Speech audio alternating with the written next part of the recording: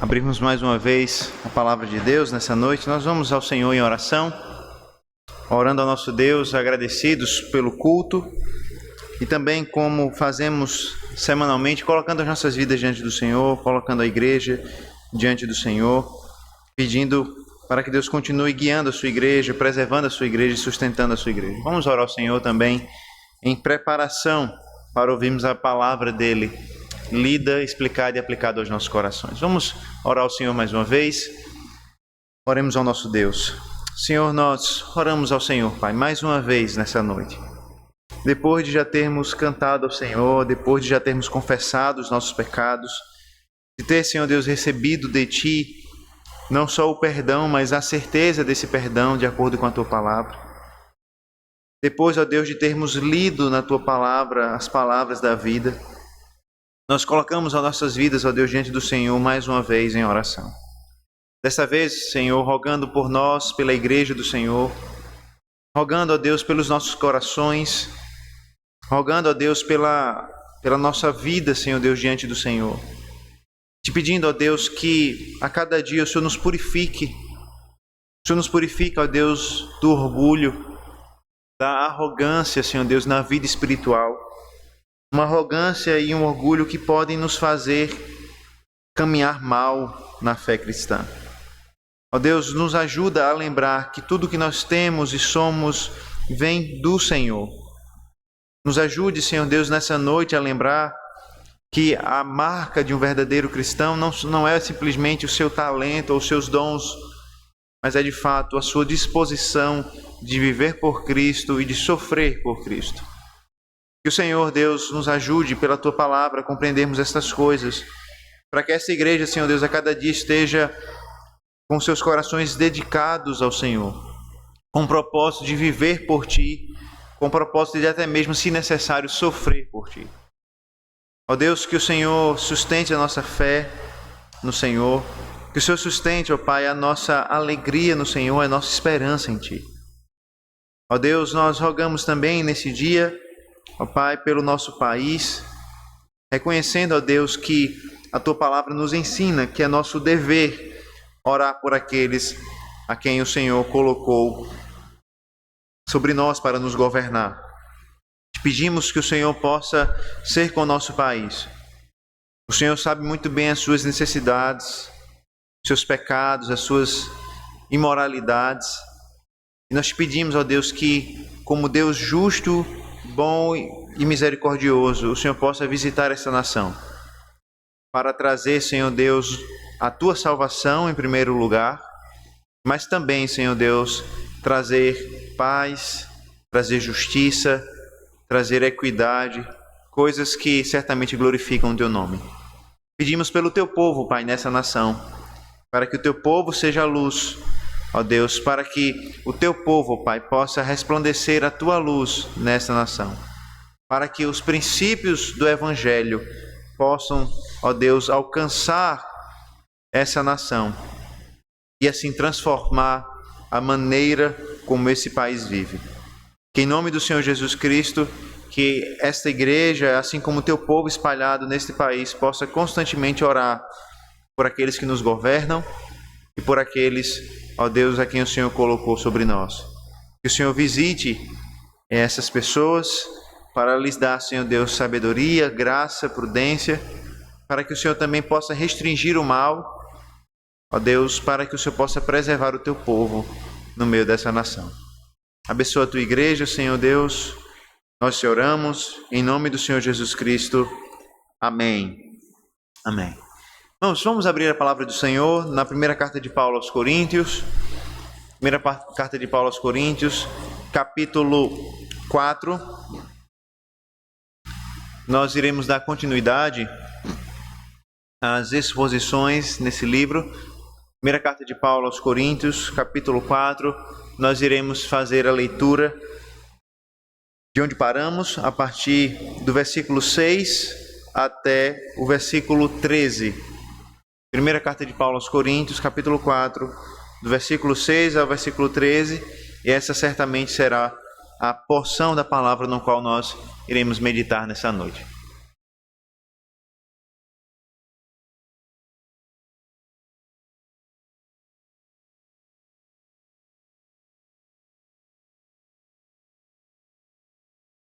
Primeira carta de Paulo aos Coríntios, capítulo 4.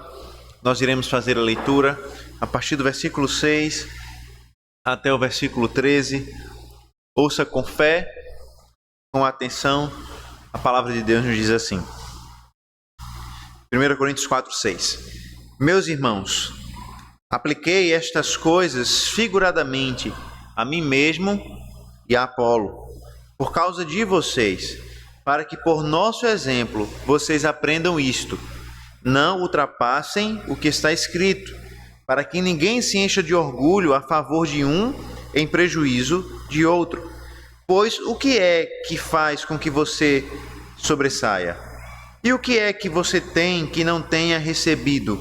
E se o recebeu, por que se gloria como se não o tivesse recebido? Vocês já estão fartos, já são ricos, chegaram a reinar sem nós. Sim, quem dera que vocês fossem reis, para que também nós viéssemos a reinar com vocês. Porque me parece que Deus pôs a nós, os apóstolos, em último lugar, como se fôssemos condenados à morte. Porque nos tornamos espetáculo para o mundo, tanto para os anjos como para os seres humanos. Nós somos loucos por causa de Cristo, e vocês são sábios em Cristo. Nós somos fracos e vocês são fortes. Vocês são honrados e nós somos desprezados. Até a presente hora sofremos fome, sede e nudez. Somos esbofeteados e não temos morada certa. E nos afadigamos, trabalhando com as nossas próprias mãos. Quando somos insultados, bendizemos. Quando somos perseguidos, suportamos. Quando somos caluniados, procuramos a conciliação. Até agora, temos chegado a ser considerados lixo do mundo, escória de todos. Amém. Vamos mais uma vez rogar a graça do Senhor sobre nós, para que a palavra do Senhor se torne compreensível, não só à nossa mente, mas ao nosso coração. Oremos. Senhor, nós louvamos o Teu nome, Pai, pela Tua palavra lida. E agora rogamos que o Teu Santo Espírito em nós fale conosco, quebrante os nossos corações e nos ensine o verdadeiro significado e aplicações da Tua palavra ao nosso coração. Essa é a nossa oração em nome do Senhor Jesus Cristo. Amém. Amém. Irmãos, eu creio que todos nós aqui já ouvimos falar da famosa fábula do coelho e da tartaruga, não é? Aquela fábula bem simples, uma história infantil que conta a história de um coelho e uma tartaruga que iriam disputar uma corrida, onde o coelho obviamente era muito mais rápido do que a tartaruga, não é? E nessa corrida o coelho lidera com facilidade até que ele decide, por arrogância e orgulho, parar e dormir um pouco, já sabendo que a tartaruga demoraria muito para alcançá-lo e que mesmo que ela ultrapassasse ele um pouco, ele poderia se acordar e passar ela e ainda assim ganhar a corrida, não é? E a história nos conta de maneira muito simples que o coelho dorme demais e quando ele acorda já é tarde. A tartaruga já havia passado a linha de chegada e ele havia perdido. Certamente, irmãos, essa história nos ensina as crianças a respeito da perseverança, ensina a respeito de como, mesmo devagar, nós podemos chegar aos nossos objetivos. Mas essa história, irmãos, também nos ensina a respeito do orgulho e da arrogância. Essa história nos ensina como alguém, por causa da arrogância, pode correr mal. Essa história nos ensina como alguém que corria bem pode perder a corrida por causa do orgulho e da arrogância. Orgulho e arrogância são justamente temas que Paulo irá tratar na igreja de Corinto e irá tratar especificamente no texto que nós lemos nessa noite. Como os irmãos sabem, do capítulo 1 até o capítulo 4, já estamos no final do capítulo 4, e nós vemos que até o final do capítulo 4, Paulo está tratando como principal problema as divisões na igreja. E nós vemos que no capítulo 3, Paulo volta a tratar mais detalhadamente desse assunto, e esse assunto, então, que não havia sido abandonado, volta a ser tratado como o primeiro foco de Paulo. E Paulo, mais uma vez, trata as brigas, trata as divisões naquela igreja, porque aquelas brigas e aquelas divisões demonstravam a imaturidade daqueles irmãos. Eles não compreendiam que os líderes daquela igreja passavam apenas de cooperadores de Deus, servos de Deus. E nós vimos isso constantemente aqui. Nós vimos como Paulo usou a imagem de um edifício, como Paulo utilizou a imagem de um templo, como Paulo utilizou todas essas imagens com o objetivo de ensinar aos irmãos que o edifício é de Deus, o campo é de Deus e que os trabalhadores, os obreiros, os pastores são apenas servos, construtores do edifício, lavradores do grande campo, da grande seara que é o reino de Deus. No fim do capítulo 3, então, o apóstolo mais uma vez humilhou a sabedoria do mundo, mostrando que sim, o evangelho é de fato a verdadeira sabedoria de Deus. E depois de tudo isso, Paulo então nos fez refletir sobre o trabalho do obreiro, o trabalho do ministro, o trabalho do pastor, especialmente usando como exemplos ele mesmo e usando Apolo como exemplo. Esse foi o último momento que nós vimos na carta, quando Paulo falou dele mesmo, falou do seu ministério, falou do ministério de Apolo também, e comparou tanto o ministério dele como o ministério de Apolo, com o propósito de mostrar a esses irmãos que cada um deu a sua contribuição na igreja. Ele plantou, Apolo regou, mas o crescimento veio do próprio Deus. O que nós vamos ver, irmãos, nessa noite é que para cumprir o propósito dele de exortar esses irmãos, especificamente agora a respeito do orgulho e da soberba, Paulo mais uma vez vai utilizar dos exemplos dele e de Apolo, mas agora ele também vai usar de ironia, de um sarcasmo bem perspicaz, bem afiado. Paulo às vezes faz isso, às vezes ele é irônico, às vezes ele é duro, e nós vamos ver um texto onde Paulo é irônico, onde ele é duro. E através dos exemplos de Paulo, da ironia de Paulo, da exortação de Paulo, nós aprenderemos nessa noite, irmãos, que nós não fomos chamados ao orgulho, mas nós fomos chamados para a humildade em Cristo. Nós não fomos chamados para o orgulho, mas para a humildade em Cristo. Primeiro nós vamos ver então que o orgulho nos divide e nos leva a esquecer da graça de Deus. O orgulho é um perigo fatal que divide a igreja e que nos faz esquecer da graça do Senhor. Veja no versículo 6, então, como Paulo ele trata diretamente do orgulho e mostra que o orgulho desses irmãos estava provocando brigas, conflitos e divisões na igreja. Assim diz o versículo 6. Meus irmãos, apliquei estas coisas figuradamente a mim mesmo e a Apolo, por causa de vocês, para que por nosso exemplo vocês aprendam isto. Não ultrapassem o que está escrito, para que ninguém se encha de orgulho a favor de um, em prejuízo de outro. E veja, irmãos, que Paulo aqui, ele está explicando aos irmãos a razão dele ter falado tanto dele mesmo e de Apolo. Paulo, como eu disse, já vem citando o nome dele, o nome de Apolo algumas vezes. A gente já viu isso. Ele fala dele, ele fala de Apolo, ele cita até Pedro. E agora Paulo, ele para um pouco e diz, irmãos, sabe por que eu estou falando tanto de mim? E sabe por que eu estou falando tanto de Apolo? Ele diz, eu estou falando de mim, de Apolo, eu estou utilizando as nossas vidas como exemplo para que vocês aprendam o perigo do orgulho. Eu estou falando tanto de mim, tanto de Apolo, tanto do nosso ministério, do nosso trabalho aqui, para que vocês não se encham de orgulho. E Paulo faz questão de usar ilustrações a respeito do reino, a respeito da igreja. Compara a igreja com um edifício, compara a igreja com um campo, fala dele como trabalhador, fala de Apolo como aquele que regou a igreja, tudo com o propósito de que os coríntios aprendessem como o orgulho deles era perigoso e estava provocando divisões na igreja. Paulo resume tudo isso no versículo 6, quando ele exorta, não ultrapassem o que está escrito. É interessante, não é, que Paulo, muitas vezes, ele usa essa frase, né? Como está escrito, ou por que está escrito. Só que, normalmente, quando ele usa esse tipo de frase, logo em seguida ele cita um texto do Antigo Testamento, não é? Mas aqui não. Aqui ele diz, para que vocês não ultrapassem o que está escrito, mas logo em seguida ele não cita ou não menciona nenhum texto do Antigo Testamento. E na dúvida a gente se pergunta, está escrito o quê? O que está escrito? Eu creio, irmãos, que o que está escrito nada mais é do que aquilo que Paulo já havia citado anteriormente.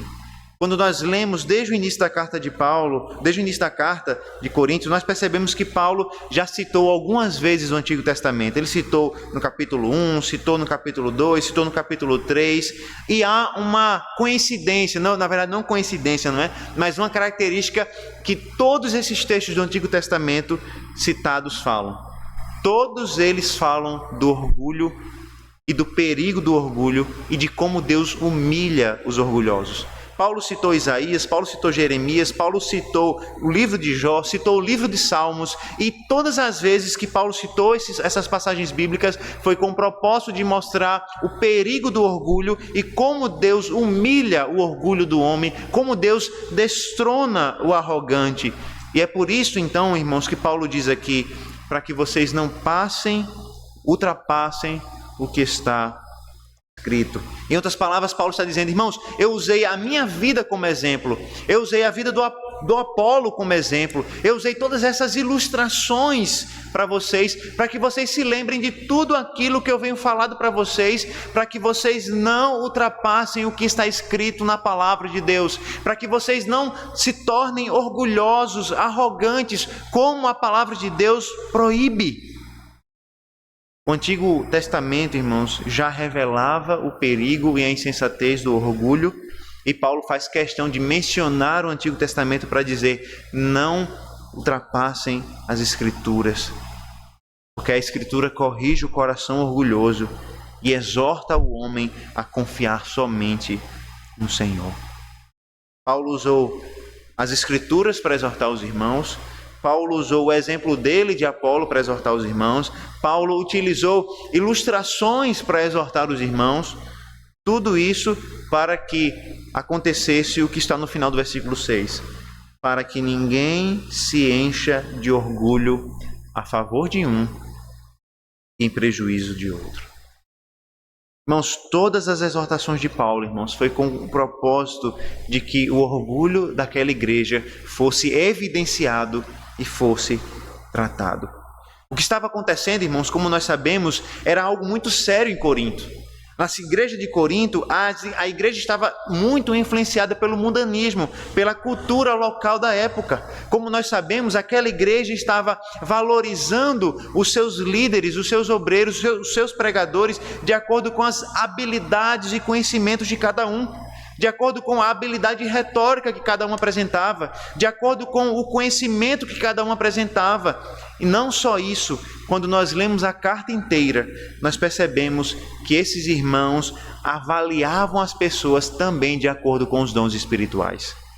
Por exemplo, no capítulo 13 da primeira carta de Coríntios, nós vamos lembrar como esses irmãos se orgulhavam por terem dons espirituais. Se orgulhavam porque eles falavam em línguas, porque eles profetizavam, e aparentemente eles usavam esses dons para avaliar se alguém de fato era rico espiritualmente ou se alguém era pobre espiritualmente. De maneira que a igreja estava se dividindo por causa do orgulho, porque alguns irmãos se achavam melhores do que outros, porque eles afinal de contas tinham dons espirituais.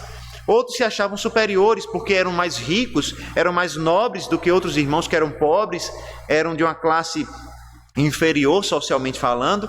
Outros se orgulhavam porque, afinal de contas, eles eram discípulos do grande Apolo e não de Paulo, que era perseguido e que era maltratado pelo mundo. Outros se orgulhavam porque eles eram sábios, eram inteligentes, eram conhecedores da filosofia daquele mundo, enquanto outros nem sabiam ler direito. A igreja estava se dividindo por causa do orgulho. Um irmão se achando superior ao outro, um irmão se unindo em grupos, em partidos que se achavam superiores uns aos outros. De maneira que Paulo diz, ninguém deve se encher de orgulho a favor de um em prejuízo de outro. Era exatamente isso que estava acontecendo. Os irmãos estavam escolhendo uns ao invés de outros, em prejuízo de um e de outros. E isso fica evidente na forma como eles tratavam os líderes. Quando Paulo fala dos partidos de Apolo, de Paulo e de Pedro, parece que há um problema muito sério aqui. Quando alguém dizia ser seguidor de Apolo, automaticamente essa pessoa já não ouvia as exortações de Paulo. E quando alguém dizia que era seguidor de Paulo, normalmente essa pessoa já não ouvia as exortações dos demais líderes, só ouvia Paulo. E parece que a maior parte da igreja não está disposta a ouvir o apóstolo Paulo. Afinal de contas, eles não são discípulos de Paulo, eles são discípulos de Apolo, são discípulos de Pedro e não de Paulo. E é por isso que Paulo está corrigindo. Vocês estão preferindo um em prejuízo do outro. Vocês escolhem ouvir Apolo e não me ouvir. Vocês escolhem ouvir Pedro e não ouvir Apolo e não me ouvir. Vocês estão sendo tolos. Vocês, ao invés de se gloriarem somente no Senhor, vocês estão se orgulhando e se gloriando em homens. Vocês estão esquecendo quem é de fato o verdadeiro doador dos dons e do talento.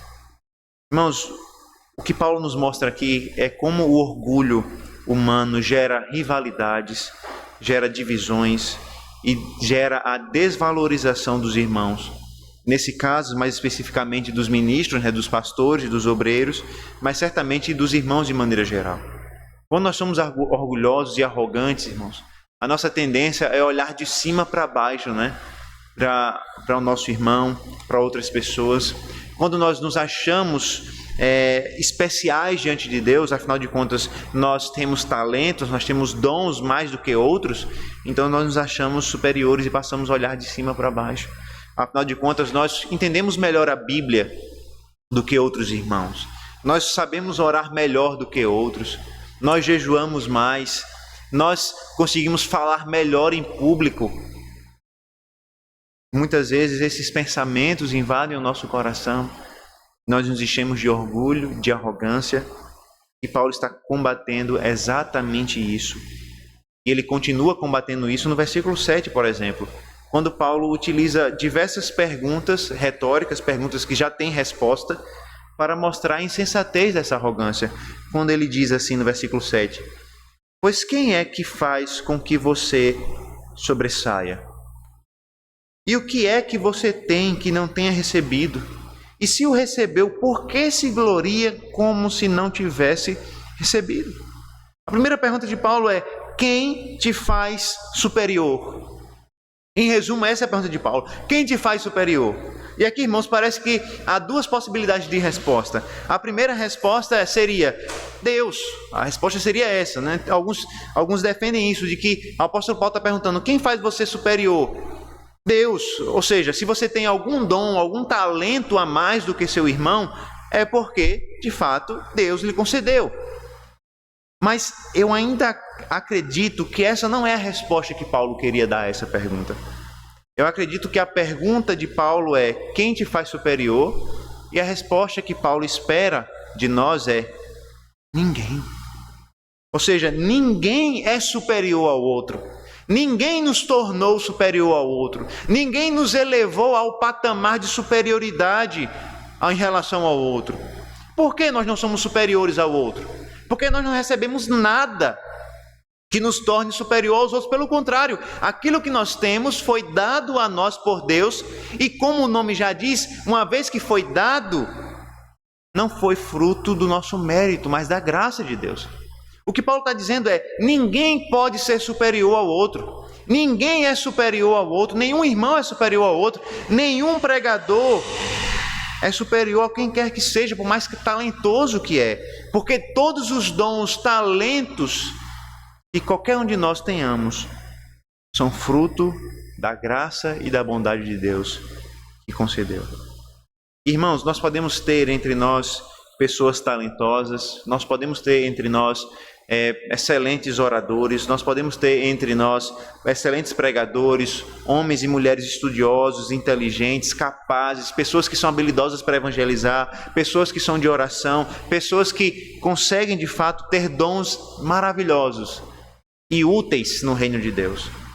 Mas o que Paulo nos ensina é que nenhum desses dons, nenhum desses talentos foi algo que nós construímos, que nós recebemos por mérito, mas tudo foi dado pela graça de Deus. O que Paulo está nos ensinando, irmãos, não há lugar para orgulho, para arrogância entre os crentes, entre o povo de Deus. Porque se nós temos algum talento, foi Deus que nos deu. Se nós temos algum dom espiritual, foi Deus que nos deu. Se nós temos algum bem material, foi o Senhor quem nos deu. Se nós temos uma família da qual nós ficamos felizes, foi Deus quem nos deu. Nada que nós temos pode ser motivo para orgulho e para arrogância, porque Paulo nos ensina que nós não devemos esquecer da graça do Senhor. E o orgulho é exatamente isso, não é, irmãos? O orgulho é o esquecimento da graça de Deus em nossas vidas. Nós somos orgulhosos porque nós nos esquecemos que foi Deus quem nos deu aquilo que temos. Nós nos esquecemos da graça, da misericórdia de Deus, e nós nos esquecemos que nós não conquistamos pelas nossas mãos absolutamente nada. É interessante, né, a imagem de um machado, não é? Que se orgulha porque cortou muitas árvores. Não faz sentido algum.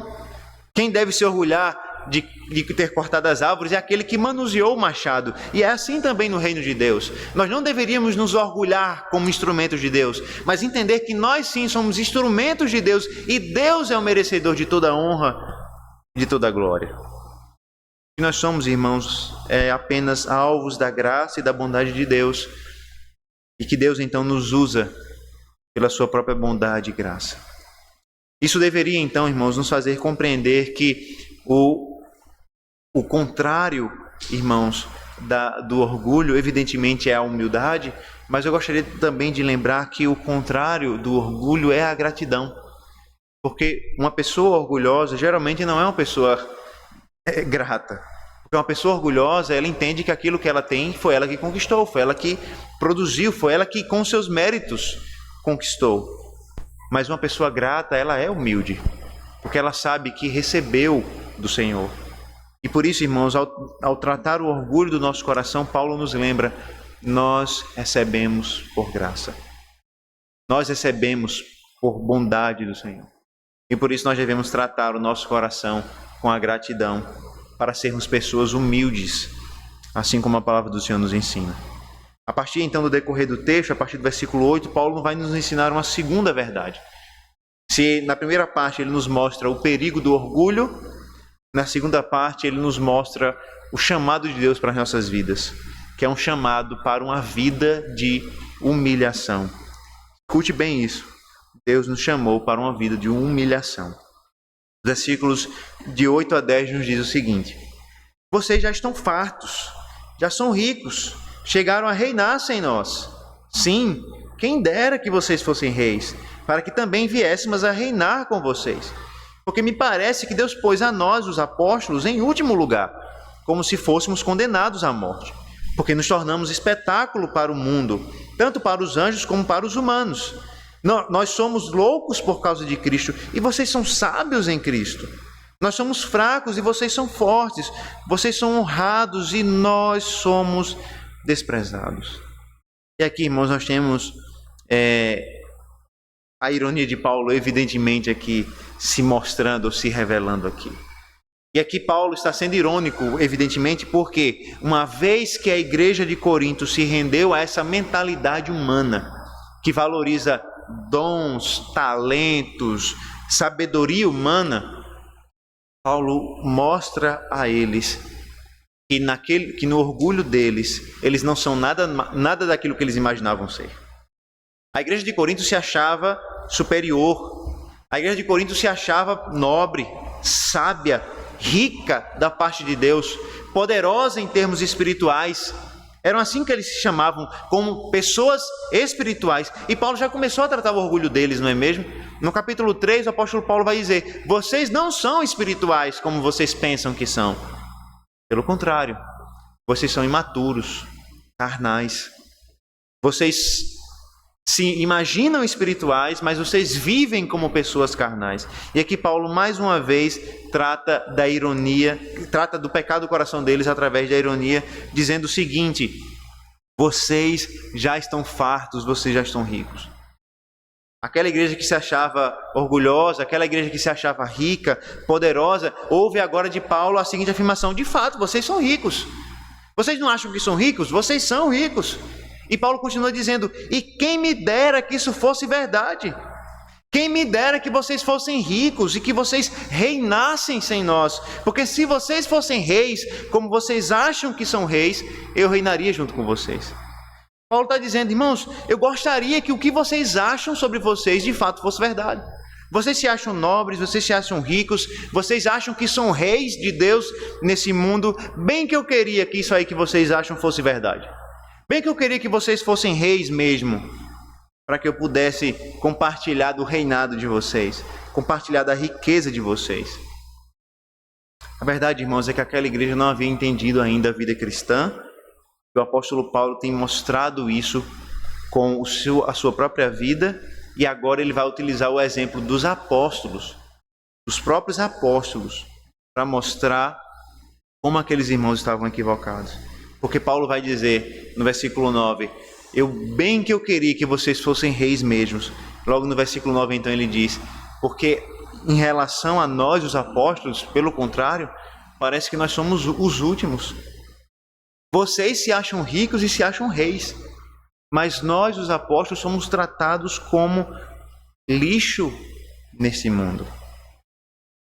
De acordo com Paulo, irmãos, os apóstolos foram colocados em último lugar, como se tivessem sido condenados à própria morte. Esse texto nos diz que eles serviram de espetáculo para o mundo, tanto para anjos como para homens. E as palavras, irmãos, aqui do apóstolo Paulo nos fazem lembrar pelo menos de duas imagens da antiguidade. A primeira imagem é a imagem de Roma, quando vencia os seus inimigos e levava então os derrotados em uma procissão, né? E eles entravam então triunfantes, o exército romano entrava triunfante em Roma, e era comum que os prisioneiros fossem apresentados também, e a última cena dessa procissão de vitória fosse então a morte dos inimigos. Por isso que Paulo talvez estivesse dizendo, é como se nós fôssemos os últimos, condenados à morte. Outra imagem também que Paulo poderia estar em mente, aqui poderia ter em mente, é a imagem das grandes arenas romanas, e aqui nós lembramos dos gladiadores e assim por diante. E uma das coisas que aconteciam nesses espetáculos era a condenação e a execução de prisioneiros, né? Isso era algo comum, e era comum também que esse fosse o último, não é? O último dos eventos na arena, quando os condenados à morte eram ali executados diante de todos. Seja essas duas imagens ou não, a imagem é muito clara que Paulo está trazendo aqui. Nós somos considerados os últimos como aqueles que foram considerados a própria morte. Os apóstolos, ao contrário daqueles irmãos, não viviam como ricos, não viviam como nobres, não viviam como sábios nesse mundo. Pelo contrário, eles viviam como se eles estivessem no espetáculo e eles fossem os personagens principais desse espetáculo. Só que esse espetáculo não era um espetáculo de glória, era um espetáculo de morte, onde eles mesmos foram condenados à morte e estavam ali para serem executados. E aqui, irmãos, veja o que Paulo está mostrando aqui para os irmãos. Paulo está dizendo o seguinte: irmãos, vocês se acham ricos diante de Deus, vocês se acham importantes diante de Deus, vocês se acham gloriosos diante desse mundo, vocês não percebem que o orgulho de vocês é muito diferente da vida que os apóstolos têm hoje? Os apóstolos vivem nesse mundo como pobres, vivem nesse mundo como loucos, vivem nesse mundo como aqueles que foram condenados à morte, e vocês vivem como reis. Vocês não percebem que vocês estão do lado errado da história? A verdade, irmãos, que Paulo tem tentado mostrar a esses irmãos é que o orgulho deles era uma clara evidência de que eles haviam escolhido o lado errado. Eles haviam escolhido o mundo e as suas paixões. Eles estavam colhendo os resultados disso. A riqueza, a nobreza, a sabedoria aos olhos do mundo. Porém, quando eles despertarem do orgulho e da arrogância, eles vão perceber que, na verdade, o que eles estavam colhendo era a morte. Enquanto os apóstolos eram considerados loucos por causa de Cristo, os coríntios eram considerados sábios. Enquanto os apóstolos eram considerados fracos, eles eram considerados fortes. Enquanto os apóstolos eram desprezados, eles eram honrados. E aqui, irmãos, a gente começa a perceber por que eles têm dificuldades de ouvir o apóstolo Paulo e de aceitar o apóstolo Paulo. Afinal de contas, irmãos, como nós vamos ver daqui a pouquinho, o apóstolo Paulo não era alguém tão importante assim, não era? O apóstolo Paulo era um homem que passava necessidades financeiras constantes, um homem que foi expulso várias vezes de muitas cidades para onde ele foi pregar, um homem que não se vestia bem, um homem que não era considerado um sábio, um poderoso, um homem que não era da nobreza da época. Mas aqueles irmãos não. Aqueles irmãos eram nobres. Aqueles irmãos se vestiam muito bem. Aqueles irmãos eram sábios. Aqueles irmãos tinham dons espirituais. E por causa disso, então, eles ignoravam o apóstolo Paulo e eles pensavam que a riqueza que eles tinham era um sinal da bênção de Deus. Irmãos, como é perigoso para nós como igreja buscarmos a aprovação do mundo, dos homens e da sociedade. Igrejas, irmãos, podem buscar na política a sua validação, podem buscar na vida acadêmica, não é? E na sabedoria do mundo o respeito das pessoas. Igrejas podem buscar o louvor, a honra das pessoas. E o que nós vemos na Escritura, irmãos, é que muitas vezes é que o mundo nos odeia. O próprio Senhor Jesus Cristo nos ensina isso. O próprio Senhor Jesus Cristo nos diz no Evangelho de João que o mundo nos odeia porque ele odiou a Cristo primeiro. Além disso, Jesus Cristo nos ensina que nós não pertencemos ao mundo, mas que nós seremos odiados pelo mundo. O Senhor Jesus Cristo ainda nos adverte que nós seremos perseguidos. Ele foi perseguido primeiro. E muitas vezes, como igreja, nós gastamos tempo demais buscando a aprovação do mundo. Nós queremos ser relevantes e, em nome da relevância, nós queremos ser considerados importantes para esse mundo. E é interessante perceber também como a nossa mentalidade evangélica atual se parece muito com a mentalidade orgulhosa da igreja de Corinto. Afinal de contas, a gente muitas vezes entende que o crente fiel é o crente que é próspero na sua vida. O crente fiel é aquele que não passa por dificuldades financeiras. O crente fiel é aquele que mostra que é nobre, que é honrado. Nós incorporamos isso até mesmo quando nós falamos do ministério. O bom pastor é o pastor de igrejas grandes. O bom pastor é aquele que tem mestrado, que tem doutorado. O bom pastor é aquele que é conhecido nas redes sociais. O bom pastor é aquele que é ouvido por multidões e que multidões se convertem ao ouvi-lo. Mas quando nós olhamos o apóstolo Paulo, nós não poderíamos ver nenhum traço de sucesso ou de prosperidade na sua vida. Pelo contrário, quando nós olhamos para a vida do apóstolo Paulo, nós, com a mentalidade atual, veríamos as marcas de um cristão derrotado.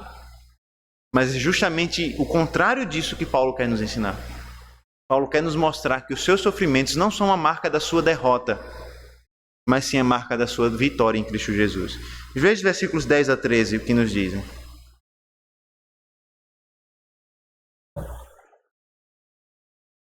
Até a presente hora sofremos fome, sede e nudez.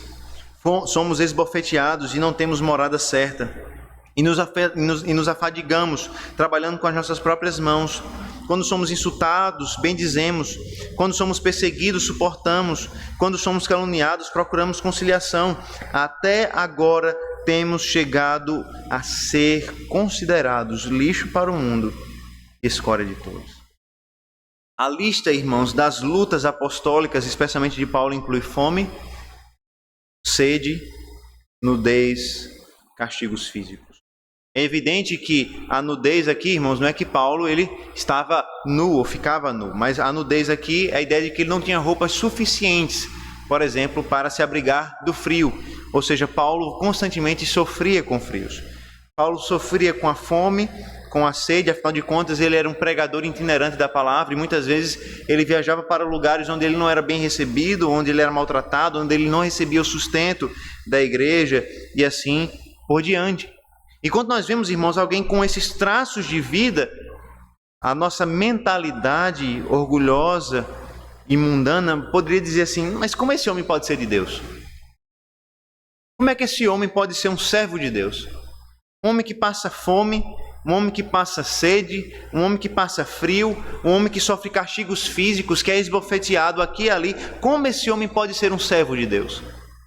Como esse homem pode ser um homem de Deus? Porque se ele fosse um homem de Deus, Deus daria pão a ele, Deus daria comida a ele, Deus daria conforto a ele. É isso que muitas vezes nós pensamos, é isso que muitas igrejas ensinam, que os verdadeiros servos de Deus são abençoados financeiramente por Deus. Só que o que Paulo está querendo nos mostrar, irmãos, é exatamente o oposto disso. Paulo está dizendo: irmãos, vocês estão vendo as minhas lutas, a fome que eu já passei, a sede que eu já passei, a nudez que eu já passei, os castigos físicos que eu já sofri, todas essas coisas, irmãos, todas essas coisas, Paulo está dizendo, são a prova de que eu tenho comunhão com o Senhor Jesus Cristo. Todas essas coisas são o meu testemunho da minha fé em Cristo, da minha dedicação pelo reino de Cristo. Porque ao sofrer por Cristo, irmãos, Paulo estava compartilhando dos sofrimentos de Cristo por ele. E Paulo então vai incluir nos seus castigos físicos açoites, prisões, apedrejamentos. Paulo foi apedrejado uma vez a tal ponto que as pessoas pensavam que ele estava morto. Além disso, a gente poderia acrescentar, segundo outros lugares onde ele fala sobre as suas dificuldades, que Paulo passou por naufrágios, inclusive passando uma noite e um dia inteiros à deriva no mar. Paulo também teve que trabalhar com as suas próprias mãos, e veja, Paulo está incluindo isso aqui por duas razões, aparentemente. A primeira razão é porque a sociedade de Corinto não valorizava o trabalho manual. Pelo contrário, a sociedade de Corinto reputava o trabalho braçal, o trabalho manual, como um trabalho de menor valor. O trabalho mais valioso, o trabalho mais honrado era o trabalho dos artistas, o trabalho dos filósofos, aqueles que pensavam, que escreviam, que refletiam. Mas o trabalho braçal era o trabalho daqueles que eram mais pobres, aqueles que eram considerados qualquer um. Nós temos, por exemplo, o filósofo Cícero dizendo que era indecoroso para um cavalheiro, era vulgar para um homem trabalhar com as suas próprias mãos. Não é? Porque o homem honrado era aquele que refletia, o homem que era filósofo. E Paulo está dizendo: eu trabalhei com as minhas próprias mãos. Eu não tive vergonha alguma. Eu sei que vocês se envergonham de quem trabalha com as próprias mãos, mas eu trabalhei com as próprias mãos por causa do Evangelho de Cristo Jesus. A segunda razão, irmãos, é porque Paulo, muitas vezes, ele precisou se sustentar com o seu próprio trabalho, uma vez que as igrejas não enviaram ofertas para ele. O desejo de Paulo, certamente, era não precisar trabalhar com as próprias mãos, mas viver do Evangelho. Mas em muitas situações Paulo precisou, ou em algumas situações ele precisou trabalhar. E ele faz questão de dizer: irmãos, quando eu precisei, por causa de Cristo e por causa do Evangelho, eu trabalhei com as minhas próprias mãos. Vocês se envergonham disso, mas eu não me envergonho, porque eu fiz isso por causa de Cristo Jesus. Paulo diz também que os apóstolos foram insultados, perseguidos, caluniados. Mas quando foram insultados, os apóstolos bendiziam. Quando eles foram perseguidos, eles suportavam as perseguições. Quando eles foram caluniados, eles tratavam não com calúnia, não com maldade, mas com gentileza, com conciliação, com amabilidade. A resposta de Paulo, irmãos, às perseguições não era vingança nem retribuição, mas era gentileza. E mesmo assim, o versículo 13 vai nos dizer que eles foram tratados como lixo do mundo e escória de todos. E quando nós lemos, irmãos, toda essa lista de dificuldades que o apóstolo Paulo passou, a gente pode ter a tendência de acreditar que Paulo escreveu para que os irmãos tivessem pena dele. Mas esse não parece ter sido nem um pouco o seu propósito. Pelo contrário, o seu propósito parece ter sido mostrar àqueles irmãos que, com o orgulho deles, com a pomposidade deles, que eles estavam escolhendo o caminho errado. Paulo está dizendo: irmãos, vocês estão indo pelo caminho errado. A rota de vocês é perigosa. A rota de vocês está equivocada. O orgulho de vocês está impedindo vocês de caminhar pelo caminho certo. Paulo está dizendo, o verdadeiro chamado do servo de Cristo nesse mundo é viver uma vida de lutas, privações e até humilhações por causa de Cristo e por causa do seu Evangelho. Isso, irmão, certamente não significa que todos nós vamos ter as mesmas experiências de Paulo. Isso não significa que nós vamos passar pelas mesmas lutas que Paulo. Mas isso deve nos lembrar, irmãos, que quando nós escolhemos viver a vida cristã, vivermos pelo Evangelho de Cristo, vivemos por Cristo Jesus, automaticamente nós nos tornaremos inimigos do mundo, dos seus valores, e isso terá consequências para as nossas vidas. Nas palavras de Thomas Schreiner, ele diz, o mundo não elogia e nem recomenda os cristãos. Pelo contrário, o mundo calunia e rejeita os cristãos. Se a sociedade elogia e celebra os crentes, é provável que estes já tenham se juntado ao mundo. As palavras de Paulo, irmãos, nos lembram que se nós buscamos ser os mais sábios desse mundo, o cristianismo não é o caminho que nós deveríamos seguir. O apóstolo Paulo nos lembra que se nós desejamos ser os mais prósperos nesse mundo, o cristianismo não é o caminho que nós deveríamos seguir. Se nós escolhemos ser louvados pelo mundo, elogiados pelo mundo, valorizados pelo mundo, o cristianismo definitivamente não é o caminho que você deveria escolher. Mas se você está disposto a sofrer por Cristo, a ser humilhado, a passar por privações, a ser caluniado e perseguido pelo mundo, Cristo Jesus certamente estará de braços abertos para que você se junte àquele que sofreu na cruz por nós. O chamado, irmãos, do cristianismo não é um chamado ao orgulho, ao elogio, à pomposidade desse mundo, mas é um chamado a uma vida humilde, de dedicação ao Senhor, onde muitas vezes o mundo e até mesmo a igreja não irá ver o nosso trabalho nem reconhecer o que nós fazemos, mas Deus em secreto vê e recompensa. Por isso nós devemos primeiro reconhecer que o nosso elogio não está nas coisas desse mundo e nem naquilo que até mesmo nossos irmãos podem dar a nós. Nós não devemos esperar elogios, palmas, valorização nesse mundo. O que nós devemos esperar, como nós vimos no domingo passado, é sermos fiéis. E o Deus que julga com fidelidade nos dará a recompensa. O orgulho, irmãos, nos faz sair do caminho. O orgulho nos faz dormir no caminho. De maneira que nós já não conseguimos terminar a nossa corrida, porque agora nós vacilamos na fé. O mundo rejeita os seus. Os apóstolos foram rejeitados, foram maltratados. E ao contrário do que muitos diriam hoje, eles eram os verdadeiros servos de Deus nesse mundo. Não aceite um falso evangelho que diz que o crente tem que prosperar, que o crente tem que viver bem em todos os aspectos da vida. Lembre-se que Deus nos chamou para uma vida de humildade e de humilhação muitas vezes. Sim, Ele pode nos abençoar com dádivas, mas até mesmo as dádivas de Deus, até mesmo as dádivas espirituais de Deus, não podem produzir em nós orgulho. Afinal de contas, como Paulo questiona, o que nós temos que não tenha sido dado a nós? Que o Senhor, de fato, irmãos, nos ajude e nos dê um coração humilde e grato, reconhecendo que nós não somos superiores, que nós não somos melhores. Pelo contrário, nós somos chamados para viver uma vida humilde, de serviço e dedicação a Cristo, seu Evangelho e a sua igreja. Uma vida que para o mundo vai ser uma vida de sofrimento e de dor, mas que aos olhos de Deus é uma vida próspera e uma vida satisfatória. Vamos orar ao Senhor mais uma vez, agradecer por essa verdade, porque Deus nos chamou não para o orgulho desse mundo, mas para a fidelidade em Cristo. Senhor, nós louvamos o Teu nome, ó Pai, porque muitas vezes nós aprendemos nos nossos dias que o Senhor está com os prósperos, que o Senhor está com os ricos, com os sábios, com os inteligentes. Mas a Tua palavra nos ensina que o Senhor está com aqueles que suportam sofrimentos e humilhações pelo Senhor.